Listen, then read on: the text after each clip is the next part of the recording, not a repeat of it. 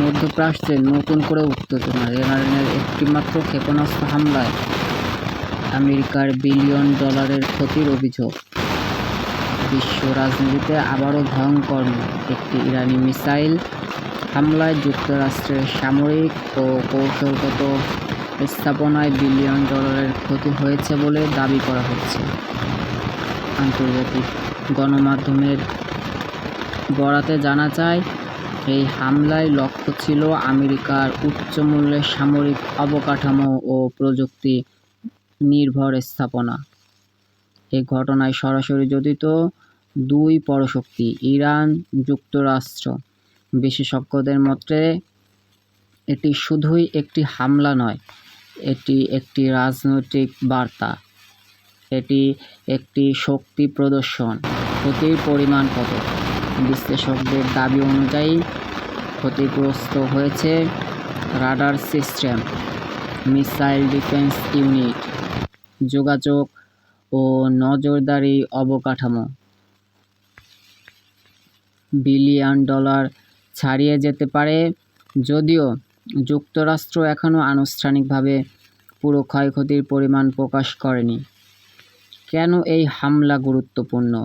এই হামলা গুরুত্বপূর্ণ কারণ এটি মধ্যপ্রাচ্যের যুদ্ধের ঝুঁকি বাড়াচ্ছে। বিশ্ববাজারে তেলের দাম, শেয়ার মার্কেট, বিনিয়োগ ঝুঁকি সবকিছুর উপর প্রভাব ফেলছে। বিশ্ব এখন তাকিয়ে আছে, যুক্তরাষ্ট্র কি পাল্টা জবাব দেবে, নাকি কূটনৈতিক পথে সমাধান আসবে। আন্তর্জাতিক প্রতিক্রিয়াই বা কী? জাতিসংঘ পরিস্থিতি পর্যবেক্ষণ করছে। ইউরোপীয় দেশগুলো সংযমের আহ্বান জানিয়েছে। মধ্যপ্রাচ্যে জরুরি বৈঠক চলছে। বিশ্লেষকদের আশঙ্কা, যদি পরিস্থিতি নিয়ন্ত্রণের বাইরে যায় তাহলে এটি আঞ্চলিক যুদ্ধ থেকে বৈশ্বিক সংকটে রূপ নিতে পারে। একটি মিসাইল আর তার অভিঘাত যা কাঁপিয়ে দিয়েছে বিশ্ব রাজনীতি ও অর্থনীতিকে।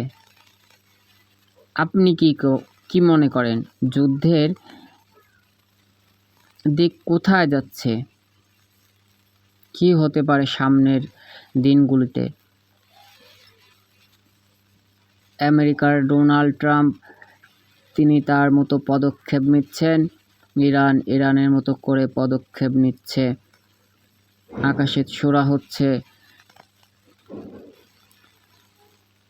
ক্ষেপণাস্ত্র, বিভিন্ন প্রকার মারণাস্ত্র।